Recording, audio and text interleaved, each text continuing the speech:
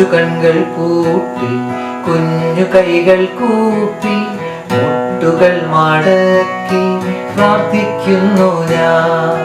കൊച്ചു കൺകൾ പൂട്ടി കുഞ്ഞു കൈകൾ കൂപ്പി മുട്ടുകൾ മടക്കി പ്രാർത്ഥിക്കുന്നു ഞാൻ. നമ്മെ നിത്യം കാക്കുവാൻ, നമ്മെ നിത്യം പോറ്റുവാൻ, സ്നേഹമായി വസിച്ചിടാൻ പ്രാർത്ഥിക്കുന്നു ഞാൻ. നമ്മെ നിത്യം കാക്കുവാൻ, നമ്മെ നിത്യം പോറ്റുവാൻ, സ്നേഹമായി വസിച്ചിടാൻ പ്രാർത്ഥിക്കുന്നു ഞാൻ.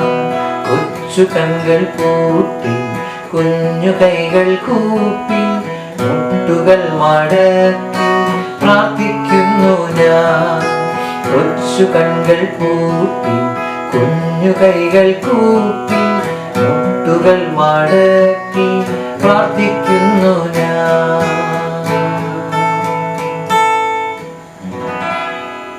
അപ്പൊ കൂട്ടുകാരെ, നമുക്ക് ഇതെങ്ങനെയാണെന്ന് പഠിക്കാം. അപ്പൊ ആദ്യം കൊച്ചു കൺകൾ പൂട്ടി നിങ്ങൾ ചെയ്യണേ. കൊച്ചു കൺകൾ പൂട്ടി.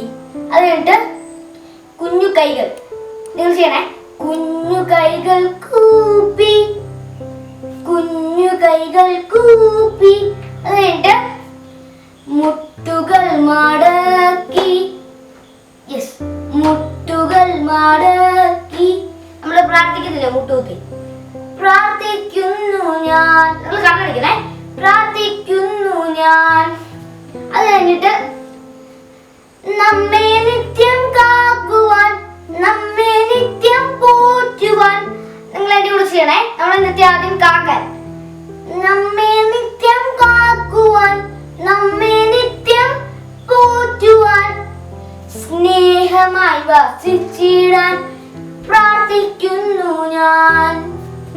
അപ്പം ഇത്രേ ഉള്ളൂ. പിന്നെ നമ്മൾ ഒന്നും കൂടെ ഒന്ന് റിപ്പീറ്റ് ചെയ്യും. അപ്പം നമുക്കിതൊന്നും കൂടെ ഒന്ന് ചെയ്താലോ? ഓക്കെ, അപ്പൊ നമുക്കിതൊന്നും കൂടെ ഒന്ന് ചെയ്യാം.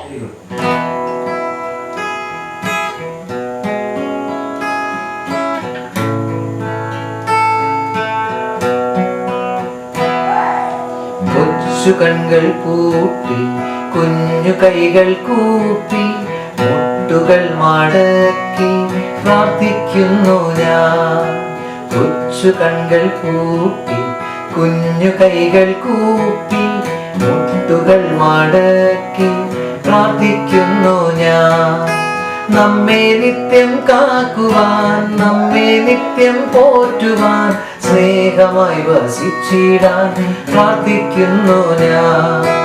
നമ്മെ നിത്യം കാക്കുവാൻ, നമ്മെ നിത്യം പോറ്റുവാൻ, സ്നേഹമായി വസിച്ചിടാൻ പ്രാർത്ഥിക്കുന്നു ഞാൻ. കൊച്ചു കൺകൾ പൂട്ടി കുഞ്ഞു കൈകൾ കൂപ്പി മുട്ടുകൾ മടക്കി പ്രാർത്ഥിക്കുന്നു ഞാൻ. കൊച്ചു കൺകൾ പൂട്ടി കുഞ്ഞു കൈകൾ കൂപ്പി മുട്ടുകൾ മടക്കി പ്രാർത്ഥിക്കുന്നു ഞാൻ.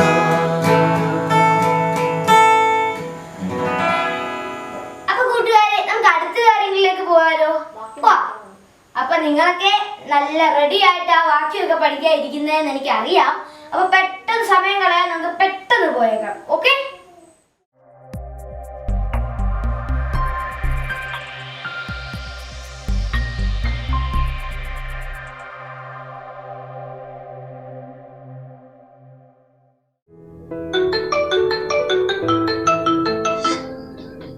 ഹലോ, റോണി, എന്തൊക്കെയുണ്ട് വിശേഷം? സുഖാണോ?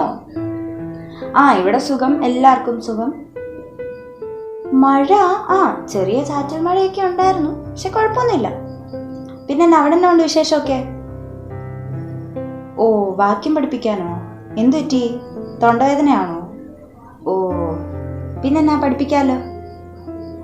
ഓക്കെ, ശരി എന്നാ, ടാറ്റാ. ഹലോ ഫ്രണ്ട്സ്, എൻ്റെ പേര് കേസിയ. അപ്പം ഞാൻ ഇന്ന് വന്നിരിക്കുന്നത് നിങ്ങൾക്കൊക്കെ വാക്യം പറഞ്ഞു തരാനാണ്. അപ്പം ഇന്നത്തെ വാക്യം നമുക്ക് പഠിക്കാം. എല്ലാവരും റെഡി ആയില്ലേ? അപ്പം ഇന്നത്തെ വാക്യം എടുത്തിരിക്കുന്നത് സങ്കീർത്തനങ്ങളിൽ നിന്നാണ്. സങ്കീർത്തനങ്ങൾ എവിടെയാണെന്ന് നിങ്ങൾക്കൊക്കെ അറിയാമല്ലോ അല്ലേ? ബൈബിളിന്റെ ഏകദേശം നടുക്ക് വരുന്നൊരു ബുക്കാണ് സങ്കീർത്തനങ്ങൾ. അപ്പം ഭൂരിഭാഗം സങ്കീർത്തനങ്ങൾ എഴുതിയിരിക്കുന്നത് ദാവീദാണ്. നമ്മുടെ ഈ സങ്കീർത്തനം എഴുതിയിരിക്കുന്നത് ദാവീദ് തന്നെയാണ്. അപ്പൊ നമ്മൾ പഠിക്കാൻ പോകുന്ന വാക്യം സങ്കീർത്തനങ്ങൾ 16:1. എല്ലാരും ബൈബിളൊക്കെ എടുത്തൊന്ന് നോക്കിയേ. ദൈവമേ, ഞാൻ നിന്നെ ശരണമാക്കിയിരിക്കയാൽ എന്നെ കാത്തുകൊള്ളണമേ. എല്ലാരും എന്റെ കൂടെ ഒന്നോടൊന്ന് പറയാവോ? ദൈവമേ, ഞാൻ നിന്നെ ശരണമാക്കിയിരിക്കയാൽ എന്നെ കാത്തുകൊള്ളണമേ. ഇനി നമുക്ക് ഇന്ന് ഇംഗ്ലീഷ് എങ്ങനെയാന്ന് നോക്കാം. Psalms 16:1. Keep me safe, O God, for in you I take refuge. ഒന്നുകൂടെ കൂടെ പറയാം എല്ലാരും. Keep me safe, O God, for in you I take refuge. അപ്പൊ നിങ്ങൾക്ക് ഈ വാക്യത്തിൽ നിന്ന് എന്താ മനസ്സിലായേ? ദൈവമേ, ഞാൻ നിന്നെ ശരണമാക്കിയിരിക്കാൻ എന്നെ കാത്തുകൊള്ളണമേ.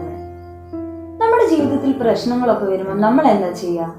നമ്മൾ നമ്മുടെ പപ്പായോടോ മമ്മിയോടോ അല്ലെങ്കിൽ അപ്പച്ചനോടോ അമ്മച്ചിയോടോ അല്ലെങ്കിൽ സഹോദരിമാരോടോ ടീച്ചേഴ്സിനോടോ ഫ്രണ്ട്സിനോടോ ഇവരോടൊക്കെ ചെന്ന് പോയി പറയും അല്ലേ? ഇവരോടൊക്കെ പറയുന്നത് വളരെ നല്ലതാണ്. പക്ഷേ എപ്പോഴും ഇവർ നമ്മുടെ കൂടെ ഉണ്ടാകണമെന്നില്ല. നമ്മുടെ എല്ലാ പ്രശ്നങ്ങൾക്കും ഇവർക്കൊരു സൊല്യൂഷൻ ഉണ്ടാകണമെന്നുമില്ല. എന്നാൽ നമ്മുടെ എല്ലാ പ്രശ്നങ്ങൾക്കും ഒരു സൊല്യൂഷൻ ഉള്ള നമ്മുടെ കൂടെ എപ്പോഴും ഉള്ള ഒരാളുണ്ട്. അതാരാന്നറിയാവോ? നമ്മുടെ ഈശോപ്പച്ചൻ. നമ്മുടെ പ്രശ്നങ്ങളിൽ നിന്നൊക്കെ നമ്മളെ ഹെൽപ്പ് ചെയ്യാൻ വരുന്നവരെ നമ്മൾ എന്താ വിളിക്കുക? സൂപ്പർ ഹീറോസ് എന്നല്ലേ വിളിക്കുക. അപ്പം നമുക്കറിയുന്ന സൂപ്പർ ഹീറോസ് ഒക്കെ ആരൊക്കെയാ? Batman, Superman, Spiderman, Iron Man, Captain America, അല്ലെങ്കിൽ ഡിങ്കൻ, മായാവി, ശക്തിമാൻ, ഇവരൊക്കെയല്ലേ നമുക്കറിയാവുന്ന സൂപ്പർ ഹീറോസ്. പക്ഷെ ഇവരൊക്കെ റിയാലിറ്റിയിലുള്ള സൂപ്പർ ഹീറോസ് അല്ല. നമ്മുടെ റിയാലിറ്റിയിൽ നമുക്കൊരു വലിയ സൂപ്പർ ഹീറോ ഉണ്ട്. അതാരാ? നമ്മുടെ ഈശോപ്പച്ചൻ. ഈശോപ്പച്ചൻ നമ്മുടെ കൂടെ എപ്പോഴും ഉണ്ടെങ്കിലും നമ്മുടെ പ്രശ്നങ്ങൾ മൊത്തത്തോടെ മാറണം എന്നില്ല. പക്ഷെ നമ്മുടെ എല്ലാ പ്രശ്നങ്ങളിലും ഈശോപ്പച്ചൻ നമ്മളെ പ്രൊട്ടക്റ്റ് ചെയ്തിട്ട് നമ്മളെ ആ പ്രശ്നങ്ങളൊക്കെ ഓവർകം ചെയ്യാൻ ഈശോപ്പച്ചൻ നമ്മളെ ഹെൽപ്പ് ചെയ്യും. ഓക്കെ, നമുക്ക് നമ്മുടെ വാക്യം ഒന്നുകൂടെ പറയാം. സങ്കീർത്തനങ്ങൾ 16:1. ദൈവമേ, ഞാൻ നിന്നെ ശരണമാക്കിയിരിക്കയാൽ എന്നെ കാത്തുകൊള്ളണമേ. Psalms 16:1. Keep me safe, O God, for in you I have taken refuge. ഇപ്പൊ എല്ലാവരും വാക്യമൊക്കെ പഠിച്ചില്ലേ? നിങ്ങൾക്ക് വേണ്ടി വിദോഷങ്ങളവിടെ വെയിറ്റ് ചെയ്യുന്നുണ്ട് കേട്ടോ. ജോൺ എറിക്സന്റെ ബാക്കി കഥയൊക്കെ കേൾക്കണ്ടേ? അപ്പൊ എല്ലാവർക്കും എൻ്റെ സൈഡിൽ നിന്നൊരു ടാറ്റ.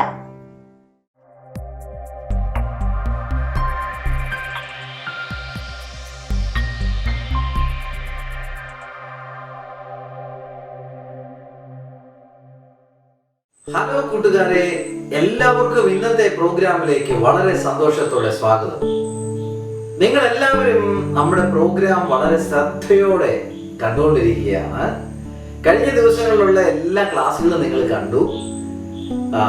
അങ്കിളിന് വളരെ സന്തോഷമുണ്ട്. നിങ്ങളുടെ ഫീഡ്ബാക്ക് ഒക്കെ അങ്കിളിന് കിട്ടുന്നുണ്ട്. അതുകൊണ്ട് അങ്കിളിന് ഭയങ്കര സന്തോഷമുണ്ട്. ഇന്ന് നമ്മുടെ ജോണിക്ക് എന്താണ് പറ്റിയത് എന്നാണ് നമ്മുടെ ചിന്ത. നിങ്ങൾ പലരും അങ്കിളിനോട് ചോദിച്ചു, അങ്കിളെ എന്തു പറ്റി ജോണിക്ക്? വേഗം ഞങ്ങൾ അത് അറിയാനായി കാത്തിരിക്കുകയാണ് എന്നൊക്കെ ഒരുപാട് കൂട്ടുകാരെ കമന്റ് ചെയ്തു. ഞങ്ങളത് കണ്ടു. ഇന്ന് നമുക്ക് നോക്കാം എന്താണ് ജോണിക്ക് സംഭവിച്ചതെന്ന്, അല്ലേ? ശ്രദ്ധയോടിരിക്കാം. ജോണി ഇങ്ങനെ ഹോസ്പിറ്റലിൽ കിടക്കുകയാണ്. ജോണിയുടെ മുടിയെല്ലാം അവർ ഷേവ് ചെയ്ത് കളഞ്ഞു. ആ ഷേവ് ചെയ്തപ്പോൾ ആ മെഷീന്റെ ശബ്ദം വല്ലാതെ ജോണിയുടെ തലയ്ക്കകത്ത് ഇങ്ങനെ മുഴങ്ങിക്കൊണ്ടിരുന്നു. ജോണി അറിയാതെ മെല്ലെ എപ്പോഴോ ഉറങ്ങിപ്പോയി. ഉറക്കം കഴിഞ്ഞ് ഉണർന്നെഴുന്നേറ്റപ്പോഴും ജോണിക്ക് ഈ മൂളൽ ശബ്ദം ഇങ്ങനെ കേൾക്കാൻ കഴിയും. അത് വല്ലാതെ അവളെ ഇറിറ്റേറ്റ് ചെയ്തു. ജോണി മെല്ലെ എഴുന്നേറ്റ് കണ്ണു തുറന്ന് നോക്കുമ്പോൾ ജോണിക്ക് വിശ്വസിക്കാൻ കഴിയുന്നില്ല. എന്താണ് സംഭവിക്കുന്നത്? ഞാൻ എവിടെയാണ്? കാരണം ജോണി നോക്കുമ്പോൾ ആ റൂമിന്റെ ഫ്ലോറാണ് ജോണി കാണുന്നത്. ടൈലൊക്കെ ഇട്ടിട്ടിരിക്കുന്നു നന്നായിട്ട്, ഫ്ലോർ നന്നായിട്ട് കാണാം. ജോലി വിചാരിച്ചു, എനിക്ക് എന്താണ് പറ്റിയത്? ഇവരെന്താണ് എന്നെ ചെയ്തിരിക്കുന്നത്? ജോലിക്ക് തലയൊന്നും എനിക്ക് ചരിച്ചു നോക്കാൻ കഴിയുന്നില്ല. ഒരു സൈഡിലേക്ക് വശങ്ങളിലോട്ട് നോക്കാൻ കഴിയുന്നില്ല. കാരണം എവിടെയോ തന്റെ തല ഫിക്സ് ചെയ്ത് വെച്ചിരിക്കുന്നു. തിരിയാനോ അങ്ങോട്ടോ ഇങ്ങോട്ടോ നോക്കാനോ കഴിയുന്നില്ല. താഴേക്കാണ് കിടത്തിയിരിക്കുന്നത്. പക്ഷേ തല ഫിക്സ് ചെയ്ത് വെച്ചിരിക്കുന്നു. കഴുത്തിനൊക്കെ വേദനയുണ്ട്.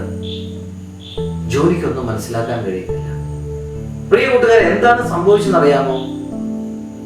ജോണിയെ ഒരു സ്ട്രൈക്കർ ഫ്രെയിമിനകത്ത് ജോണിയെ സെറ്റ് ചെയ്ത് വെച്ചിരിക്കുകയാണ്. ക്യാൻവാസ് ക്ലോത്തിനാൽ കവർ ചെയ്യപ്പെട്ട ഒരു ഫ്രെയിമിനകത്ത് ജോണിയെ സെറ്റ് ചെയ്ത് വെച്ചിരിക്കുകയാണ്. എന്തിനാണെന്നറിയാമോ? അധികം സമയം ജോലി ഇങ്ങനെ കിടന്നു കഴിയുമ്പോൾ ശരീരത്തൊക്കെ സ്ക്രാച്ചസ് ഉണ്ടാവാൻ സാധ്യതയുണ്ട്. വ്രണങ്ങളുണ്ടാവും, മുറിവുകളുണ്ടാവും. പിന്നെ അത് ഉണങ്ങാൻ പാടാണ്, ചൂട് ഉണ്ടായിട്ട്. അപ്പൊ അതുകൊണ്ട് അങ്ങനെ സംഭവിക്കാതിരിക്കാൻ വേണ്ടി ആവശ്യത്തിന് കാറ്റൊക്കെ ബോഡി കിട്ടാൻ വേണ്ടി ജോണിനെ 2 മണിക്കൂർ കഴിയുമ്പോൾ ഇങ്ങനെ കമിഴ്ത്തി കിടത്തും. അനന്തര 2 മണിക്കൂർ കഴിയുമ്പോൾ എന്ത് ചെയ്യും? തിരിച്ചു കിടത്തും. വീണ്ടും 2 hours കഴിയുമ്പോൾ 2 മണിക്കൂർ കഴിയുമ്പോൾ തിരിച്ചു കിടത്തും. അങ്ങനെ തിരിച്ചും മറിച്ചും ജോണിയെ കിടത്തിക്കൊണ്ടിരിക്കുകയാണ്. അപ്പോൾ ജോണിയുടെ കഴുത്ത് അനങ്ങാൻ പാടില്ല, തലയ്ക്കൊന്നും അനക്കം സംഭവിക്കാൻ പാടില്ല. എന്തോ സംതിങ് ജോണിക്ക് സംഭവിച്ചിട്ടുണ്ട്, അല്ലെ? നമ്മൾ മനസ്സിലാക്കിയതാണ്. അപ്പൊ ജോണിയെ ഇങ്ങനെ കമിഴ്ത്തി കിടത്തിയിരിക്കുകയാണ്. തലയെല്ലാം ഫിക്സ് ചെയ്ത് വെച്ചിരിക്കുക, അനക്കാൻ കഴിയുന്നില്ല. അപ്പൊ ജോണിക്ക് ഒരു കാര്യം മനസ്സിലായി, തല അനക്കാൻ കഴിയുന്നില്ല, എന്താ സംഭവിക്കുന്നതെന്നൊന്നും പിടിയില്ല. കുറച്ചു നേരം കഴിഞ്ഞപ്പോഴേക്കും ജോണി ഈ ശബ്ദം ഇങ്ങനെ കേൾക്കുന്നുണ്ട്, ഒരു മൂളൽ ശബ്ദം കേൾക്കുന്നുണ്ട്. കുറെ കഴിഞ്ഞപ്പോഴാണ് ജോണിക്ക് മനസ്സിലാകുന്നത് ആ റൂമിൽ ഫിക്സ് ചെയ്തിരിക്കുന്ന AC-യുടെ ശബ്ദമാണ്. ജോണിയുടെ പേരൻസ് ഹോസ്പിറ്റലിലേക്ക് ജോണിയെ കാണാനായിട്ട് വന്നപ്പോൾ ഒരുപാട് പുസ്തകങ്ങളും ഒക്കെ ആയിട്ടാണ് വന്നത്. കാരണം ജോണി ഒരുപാട് പുസ്തകങ്ങൾ വായിക്കാറുണ്ട്.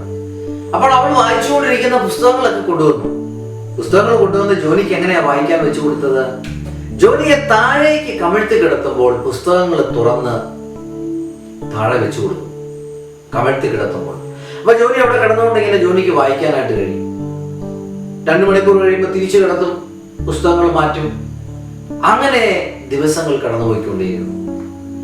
ജോണിക്ക് എന്താണ് സംഭവിച്ചതെന്നൊന്നും ഡോക്ടേഴ്സ് പറഞ്ഞിട്ടില്ല. കാരണം അവർ വളരെ വ്യക്തമായിട്ട് അവളെ സ്റ്റഡി ചെയ്തുകൊണ്ടിരിക്കുകയാണ്. ട്രീറ്റ്മെന്റ് നടക്കുന്നുണ്ട്, ടെസ്റ്റുകൾ നടക്കുന്നുണ്ട്. പേരൻസിനോട് കൃത്യമായി എന്താ സംഭവിച്ചതെന്ന് പറഞ്ഞിട്ടില്ല. എന്തോ വളരെ ഭീകരമായത് ഒന്ന് സംഭവിച്ചിട്ടുണ്ട്. പക്ഷേ ജോണി വളരെ പ്രതീക്ഷയിലാണ്. എനിക്ക് എപ്പോഴാണ് വീട്ടിലേക്ക് പോകാൻ പറ്റുക? എനിക്ക് എപ്പോഴാണ് ഇനി ഹോക്കി കളിക്കാൻ പറ്റുക? എനിക്ക് എപ്പോഴാണ് എൻ്റെ കൂട്ടുകാരുടെ കൂടെ കളിക്കാൻ പറ്റുക? എനിക്ക് എപ്പോഴാണ് നീന്താൻ കഴിയുക എന്നൊക്കെ വളരെ പ്രതീക്ഷയിലാണ് ജോണി. അന്ന് ഒരു ഉച്ച കഴിഞ്ഞ ദിവസം ജോണിയുടെ ഏറ്റവും അടുത്ത ഫ്രണ്ട് ഡിക്ക് അവൻ ജോണിയെ കാണാനായിട്ട് വന്നു. അത് വളരെ രസകരമായ ഒരു കൂടിക്കാഴ്ചയായിരുന്നു. ജോണിക്ക് വളരെ ത്രില്ലിംഗ് ആയിരുന്ന ഒരു എക്സ്പീരിയൻസ് ആയിരുന്നു. അന്ന് ഡിക്ക് ഹോസ്പിറ്റലിൽ വരുമ്പോൾ ഹോസ്പിറ്റൽ റൂമിലേക്ക്, ജോണിയുടെ റൂമിലേക്ക് ഡോർ തുറന്നു വരുമ്പോൾ അവന് വല്ലാതെ കിതയ്ക്കുന്നുണ്ടായിരുന്നു. ഭയങ്കരമായിട്ട് ക്ഷീണിച്ചാണ് ഡിക്ക് ഓടി വന്നത്. അപ്പൊ ജോണി ചോദിച്ചു, ഹായ് ഡിക്ക്, ഹലോ, ഹൗ ആർ യു? ഡിക്ക് വന്നു, ഫൈൻ, എന്തൊക്കെയുണ്ട് ജോണി, നീ സുഖമായിട്ടിരിക്കുന്നോ, എങ്ങനെയുണ്ട്? ജോണിയുടെ അടുത്തേക്ക് ഓടി വരുമ്പോൾ ഡിക്ക് വല്ലാതെ കിതയ്ക്കുന്നത് കണ്ട് ജോണിയോട് ചോദിച്ചു, ഡിക്ക്, നീ എന്തിനാണ് കിതയ്ക്കുന്നത്? നിനക്ക് ലിഫ്റ്റ് യൂസ് ചെയ്യാമായിരുന്നില്ലേ? നീ സ്റ്റെപ്സ് വഴി ഓടിയാണോ വന്നത്? എന്താ നീ കിതയ്ക്കുന്നത്? എന്താ നീ ലിഫ്റ്റ് യൂസ് ചെയ്യാതിരുന്നത്? അപ്പൊ ഡിക്ക് ജോണിയോട് പറഞ്ഞു, ചുറ്റും നോക്കിയിട്ട് പറഞ്ഞു, അതെ, ഞാൻ ഇന്ന് വളരെ ത്രില്ലിംഗ് ആയ ഒരു കാര്യം, ഒരു സസ്പെൻസ് നിനക്ക് വേണ്ടി ഒരു സർപ്രൈസ് നിനക്ക് കൊണ്ടുവന്നിട്ടുണ്ട്. ജോണി ചോദിച്ചു, എന്താ അത്? മെല്ലെ ജോണിയുടെ അരികിലേക്ക് ഡിക്ക് നേരെ ചെന്നിട്ട് ഡിക്ക് ചെയ്ത കാര്യം എന്താണെന്നറിയാമോ? തന്റെ ഓവർകോട്ട് മെല്ലെ മാറ്റിയപ്പോ ജോണി കണ്ട കാഴ്ച എന്താണെന്നറിയാമോ? ആ ഓവർകോട്ടിനകത്തുനിന്ന് ജോണിക്ക് ഏറ്റവും പ്രിയപ്പെട്ട ഒരു കൊച്ചു പപ്പി ഉണ്ടായിരുന്നു, ഒരു പപ്പിക്കുട്ടി ഉണ്ടായിരുന്നു. ജോണി ഡിക്കിന്റെ അടുത്തൊക്കെ പോകുമ്പോൾ, വീട്ടിലൊക്കെ പോകുമ്പോൾ ഒരുപാട് കളിക്കാറുള്ളതാണ്. അപ്പൊ ജോണി ഇപ്പൊ കമിഴ്ത്തി കിടത്തിയിരിക്കുകയാണ്. ഡിക്ക് ജോണിയുടെ മുൻപിൽ മുട്ടുകുത്തി നിന്നിട്ട് തന്റെ ഓവർകോട്ടിനകത്ത് നിന്ന് തന്റെ പപ്പിക്കുട്ടിയെ മുമ്പോട്ട് ഇറക്കി വിട്ടു. അതാ ജോണി നോക്കുമ്പോൾ ഈ പപ്പിക്കുട്ടി ഓടി ജോണിയുടെ അടുത്ത് വന്നു. ജോണിയുടെ അടുത്ത് നിന്നിട്ട് ജോണിയുടെ സ്നേഹപ്രകടനമൊക്കെ കാണിക്കാൻ തുടങ്ങി. ജോണിയുടെ കവിളിലൊക്കെ ഉമ്മ വയ്ക്കാൻ തുടങ്ങി, കവിളിലൊക്കെ നക്കാൻ തുടങ്ങി. ജോണിക്ക് ഭയങ്കര രസമായിട്ട് തോന്നി. വാവ്, സോ സ്വീറ്റ് അല്ലേ? ജോണിക്ക് ഭയങ്കര സന്തോഷമായി. ജോണി പറഞ്ഞു, ഡിക്ക്, എനിക്ക് ഭയങ്കര സന്തോഷമായിരിക്കുന്നു. ഇതാ ഈ പപ്പിക്കുട്ടി ഇതാ എന്നോട് കൂടെ. പെട്ടെന്ന് ഡോർ തുറന്ന് നേഴ്സ് അകത്തേക്ക് വന്നു. എന്താ ഇവിടെ ശബ്ദം കേൾക്കുന്നത്? ഡോർ തുറന്ന് നേഴ്സ് അകത്തേക്ക് വന്ന ഉടനെ ജോണിയും ഡിക്കും കൂടെ ഈ പപ്പിക്കുട്ടിയെ മെല്ലെ ഒളിപ്പിച്ചു. പക്ഷെ അവർക്ക് എന്താ മനസ്സിലായി, നേഴ്സിന് മനസ്സിലായി, അവര് സന്തോഷത്തോടെ ചിരിച്ച് കളിച്ചിരിക്കുകയാണെന്ന് മനസ്സിലായി. നേഴ്സ് ജസ്റ്റ് നോക്കട്ടെ, ഓക്കെ ഓക്കെ നടക്കട്ടെ എന്ന് പറഞ്ഞിട്ട് ഈ നേഴ്സ് ഡോർ അടച്ച് പുറത്തേക്ക് പോയി. അവരന്ന് ഉച്ച കഴിഞ്ഞ് വളരെയധികം സന്തോഷിച്ചു. അന്ന് ഈവനിങ് വരെ പ്രിയ കൂട്ടുകാരെ ഈ പപ്പിക്കുട്ടിയോടൊപ്പം ഡിക്കിനോടൊപ്പം ജോണി വളരെ വളരെ സന്തോഷിച്ച് സമയം സ്പെൻഡ് ചെയ്തു. അന്ന് ഡിക്കിനെ യാത്രയാക്കി ജോണി വളരെ സന്തോഷത്തോടെ ഇങ്ങനെ ഇരിക്കുമ്പോൾ പപ്പയും മമ്മയും ഒക്കെ എത്തിക്കഴിഞ്ഞിരുന്നു. ഈ സമയം ഡോക്ടർ ഷെറിൽ അകത്തേക്ക് വന്നു. ഡോക്ടറുകൾ അകത്തേക്ക് വന്നിട്ട് ജോണിയോട് വിശേഷങ്ങളൊക്കെ ചോദിച്ചു. ജോണി വിശേഷങ്ങളൊക്കെ പറഞ്ഞു. ഡോക്ടറുകളെ കണ്ടപ്പോൾ പപ്പയും മമ്മിയും വളരെ ആകാംക്ഷയോടെ ഡോക്ടറുകളോട് ചോദിച്ചു, ഡോക്ടറുകൾ എപ്പോഴാണ് ഞങ്ങൾക്ക് വീട്ടിലേക്ക് പോകാനായിട്ട് കഴിയുക? ഡോക്ടറുകൾ പപ്പയും മമ്മിയും നോക്കി. ഡോക്ടറുകൾ പറഞ്ഞു, പോകാം. ജോണിക്കും വളരെ ആകാംക്ഷയായി. ജോണി ചോദിച്ചു, ഡോക്ടറുകളോട് ചോദിച്ചു, ഡോക്ടറുകൾ എനിക്ക് എപ്പോഴാണ് വീട്ടിലേക്ക് പോകാൻ കഴിയുക? എനിക്ക് സ്വിം ചെയ്യണം, എനിക്ക് ഹോക്കി കളിക്കണം, എനിക്ക് കുതിരപ്പുറത്ത് കയറണം, എനിക്ക് ഒരുപാട് കാര്യങ്ങൾ ചെയ്യാനുണ്ട്, എനിക്ക് പെയിന്റ് ചെയ്യണം, എനിക്ക് ഡ്രോയിങ് ചെയ്യണം, എനിക്ക് ഒരുപാട് കാര്യങ്ങൾ ചെയ്യാനുണ്ട് അല്ലേ? എപ്പോഴാണ് എനിക്ക് പോകാനായിട്ട് പറ്റുക? എനിക്ക് വീട്ടിലേക്ക് പോകാനായിട്ട് പറ്റുക? ഡോക്ടറുകൾ അതിന് മറുപടി ഒന്നും പറഞ്ഞില്ല. ഏതാനും സമയം മുമ്പോട്ട് കടന്നുപോയി. ഡോക്ടറുകൾ മെല്ലെ ജോണിയുടെ പപ്പയോടും മമ്മിയോടും പറഞ്ഞു, ഞാൻ ഇനി പറയാൻ പോകുന്ന കാര്യം വളരെ ശ്രദ്ധിച്ച് നിങ്ങൾ കേൾക്കണം. ഉടനെ മമ്മിക്ക് ആകാംക്ഷയായി. മമ്മി ചോദിച്ചു, ഇനി ഇവൾക്ക് സ്കൂളിലേക്ക് പോകാൻ എപ്പോഴാണ് കഴിയുക? ഡോക്ടറുകൾ പപ്പയോടും മമ്മിയോടുമായി പറയുകയാണ്, നിങ്ങൾക്ക് വളരെ വേദന ഉണ്ടാക്കുന്ന ഒരു കാര്യമാണ് ഇനി ഞാൻ പറയാൻ പോകുന്നത്. ഇത് കേട്ടപ്പോൾ ആ റൂം മുഴുവൻ നിശ്ചലമായി. ഒരു നിശബ്ദത ആ റൂമിൽ മുഴുവൻ നിറഞ്ഞു. പപ്പയും മമ്മിയും വളരെ പ്രതീക്ഷയോടെ വളരെ ആകാംക്ഷയോടെ ഡോക്ടറുകളുടെ മുഖത്തേക്ക് നോക്കി നിൽക്കുകയാണ്. ആ സമയം ഡോക്ടറുകൾ പറയുക, ജോണിക്ക് ഒരു പക്ഷേ ഓർമ്മയുണ്ടാകും, ജോണി ആ വെള്ളത്തിലേക്ക് എടുത്ത് ചാടിയപ്പോൾ, ഡൈവ് ചെയ്തപ്പോൾ ജോണിയുടെ കഴുത്ത് എവിടെയോ ചെന്ന് ശക്തമായി ഇടിച്ചു. ആ ഇടിയുടെ ആഘാതത്തിൽ ജോണിയുടെ സ്പൈനൽ കോഡിന് ഒരു ഇഞ്ചുറി സംഭവിച്ചിരിക്കുന്നു. സ്പൈനൽ കോഡിനാണ് ഒരു ഫ്രാക്ചർ ഉണ്ടായിരിക്കുന്നത്, ഒരു ഡിസ്ലൊക്കേഷൻ ഉണ്ടായിരിക്കുന്നത്. അതാണ് കഴിഞ്ഞ ദിവസം പറഞ്ഞത്, ഫ്രാക്ചർ ഡിസ്ലൊക്കേഷൻ അല്ലേ? അപ്പൊ സ്പൈനൽ കോഡിനാണ് ഇഞ്ചുറി സംഭവിച്ചിരിക്കുന്നത്. ഇത് കേട്ടപ്പോ ജോണിയുടെ ഉള്ളിൽ അതിഭയങ്കരമായൊരു പേടി ഉയർന്നു വന്നു.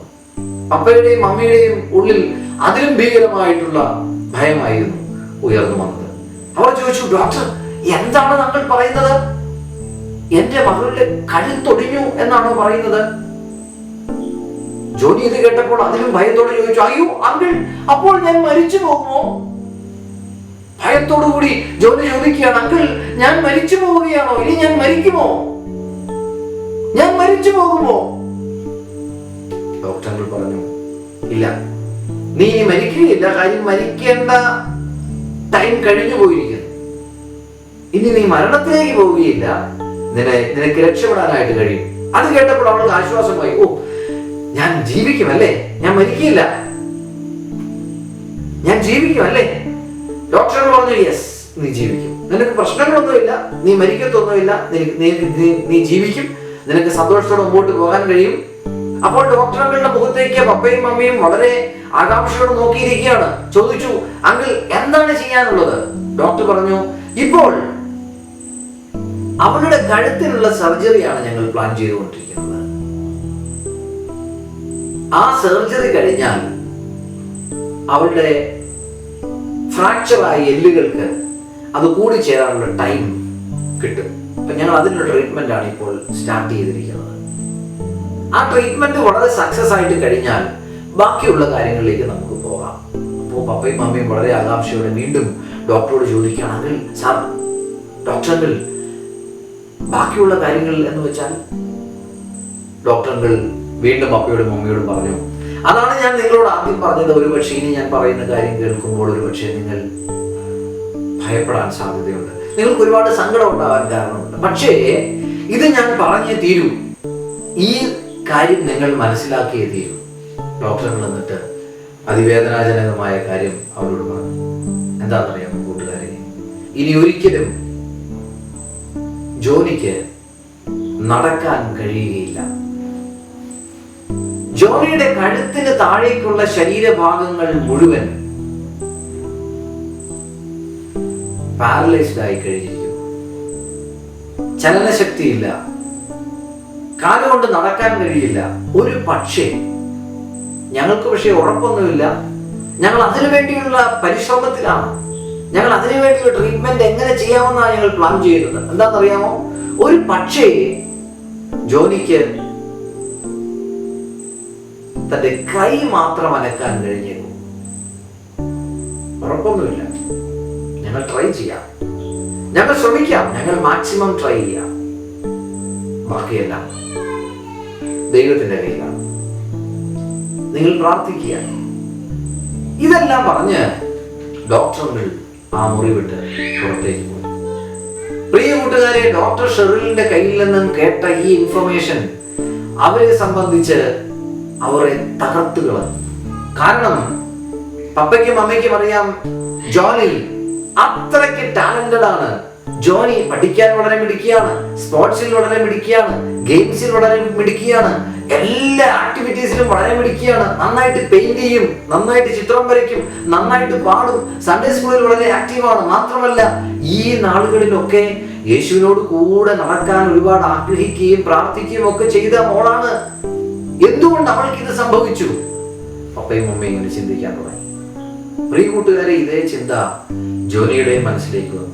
എന്തുകൊണ്ട് എനിക്കിത് സംഭവിച്ചു? ആദ്യ ദിവസങ്ങളിൽ അങ്ങനൊരു കാര്യം പറഞ്ഞിരുന്നു, ജോണിയുടെ പ്രാർത്ഥന അല്ലേ, ദൈവമേ എന്റെ ജീവിതത്തിൽ ഒരു അത്ഭുതം ചെയ്യണം, എനിക്ക് വേണ്ടി ചിലത് ചെയ്യണം, അങ്ങയെ കൂടുതൽ സ്നേഹിക്കാൻ, അങ്ങയെ കൂടുതൽ മനസ്സിലാക്കാൻ എന്റെ ജീവിതത്തിൽ ഒരു അത്ഭുതം, ഒരു പ്രത്യേക കാര്യം ചെയ്യണം. God something do in my life, എന്തെങ്കിലും ഒന്ന് ചെയ്യണം എന്റെ ജീവിതത്തിൽ. പ്രിയ കൂട്ടുകാരെ, ജോണിയുടെ ജീവിതത്തിലേക്ക് നമ്മൾ നോക്കുമ്പോൾ അതിഭീകരമായൊരു വേദനയിലൂടെയാണ് കടന്നു പോകുന്നത്. പ്രിയ കൂട്ടുകാരെ, ഇന്ന് നമ്മൾ പഠിച്ചൊരു വാക്യമുണ്ട്, ദൈവമേ ഞാൻ നിന്നെ ശരണമാക്കിയിരിക്കയാൽ എന്നെ കാത്തുകൊള്ളണമേ. ജോണിയുടെ പ്രാർത്ഥന ഏതായി മാറാൻ തുടങ്ങി. കൂട്ടുകാരെ ഒന്ന് ആലോചിച്ച് നോക്കിക്കേ, ഇത്ര മിടുക്കിയായ, ഇത്ര സ്മാർട്ടായ, ഇത്ര ടാലന്റഡ് ആയ, ഇത്ര ഡെഡിക്കേറ്റഡ് ആയ ജോണിയുടെ ജീവിതത്തിൽ വന്ന അതിവേദനാജനകമായ സാഹചര്യം. പ്രിയ കൂട്ടുകാരെ, ഞാൻ വീണ്ടും നിങ്ങളോട് പറയട്ടെ, നമ്മുടെ ജീവിതത്തിലും വേദനാജനകമായ സാഹചര്യങ്ങൾ, ഇതിലും ഭീകരമായ സാഹചര്യം വന്നാലും മറന്നു പോകരുത്, കർത്താവ് നമ്മുടെ കൂടെയുണ്ട്. ജോണിയുടെ കൂടെ യേശു അപ്പച്ചനുണ്ട്. ഒരുപക്ഷെ നമ്മൾ വിചാരിക്കും എന്തുകൊണ്ട് ഇത് സംഭവിച്ചു.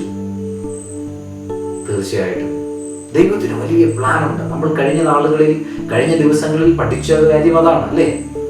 ദൈവത്തിന് വലിയ പ്ലാൻ ഉണ്ട് നമ്മളെ കുറിച്ച്, ജോലിയെ കുറിച്ച് വലിയ പ്ലാൻ ഉണ്ട്. ജോലിക്ക് എന്താണ് സംഭവിച്ചതെന്ന് നമ്മൾ നാളെ കൂടുതൽ കാര്യങ്ങൾ മനസ്സിലാക്കും. എന്നാൽ ഓർക്കുക, നിങ്ങളുടെ ജീവിതത്തിൽ യേശു അപ്പച്ചൻ നിങ്ങളെ കുറിച്ച് ആഗ്രഹിക്കുന്നത് വലിയ പ്ലാൻ യേശു അപ്പച്ചൻ നിങ്ങളുടെ ജീവിതത്തെ കുറിച്ചുണ്ട്. ആ പ്ലാനിലേക്ക് ദൈവം നിങ്ങളെ എത്തിക്കുന്നത് ഇതുപോലുള്ള സാഹചര്യങ്ങൾ കൂടിയാണ്. വേദനാജനകമായ സാഹചര്യങ്ങൾ വന്നേക്കാം, കണ്ണുനീരിന്റെ അനുഭവത്തിലൂടെ പോകേണ്ടി വന്നേക്കാം, ചില നഷ്ടങ്ങളുടെ അനുഭവത്തിലൂടെ പോകേണ്ടി വന്നേക്കാം. പക്ഷേ നമ്മൾ തളർന്നു പോകാൻ പാടില്ല. ദൈവമേ ഞാൻ നിന്നെ ശരണമാക്കിയിരിക്കുകയാണ്, അങ്ങ് എന്നെ കാത്തുകൊള്ളു, നീ എന്നെ കാത്തുകൊള്ളു എന്ന് പറയാനായിട്ട് നമുക്ക് സാധിക്കണം. അത് നമുക്ക് പറയാൻ കഴിയുമോ? അങ്ങനെ ഒരു ധൈര്യത്തിലേക്ക്, അങ്ങനെ ഒരു ഉറപ്പിലേക്ക് നമുക്ക് വരാൻ കഴിയുമോ?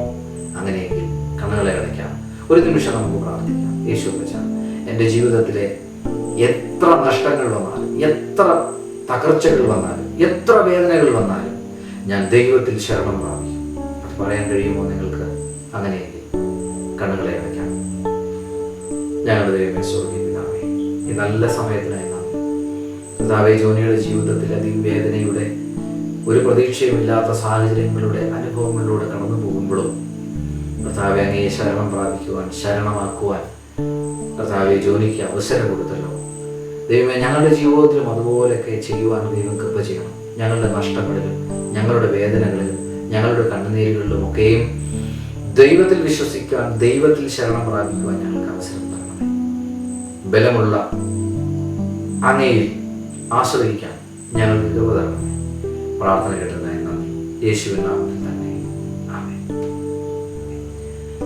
പ്രിയ കൂട്ടുകാരെ, മറന്നു പോകരുത്, നമ്മുടെ ജീവിതത്തിലെ എല്ലാ കഷ്ടങ്ങളിലും, എല്ലാ നിരാശകളിലും, എല്ലാ വേദനകളിലും, എല്ലാ പ്രതിസന്ധികളിലും ദൈവമുണ്ട് നമ്മുടെ കൂടെ. തളർന്നു പോകരുത്. നമ്മൾ ഉയർത്തെഴുന്നേൽക്കാൻ കഴിയും. നമുക്കായി ഒരു ദിവസം ഉണ്ട്. ഇവിടെ ജോലിയുടെ ജീവിതത്തിൽ എന്താ സംഭവിച്ചതെന്ന് നമുക്ക് അടുത്ത ദിവസം നാളെ നമുക്ക്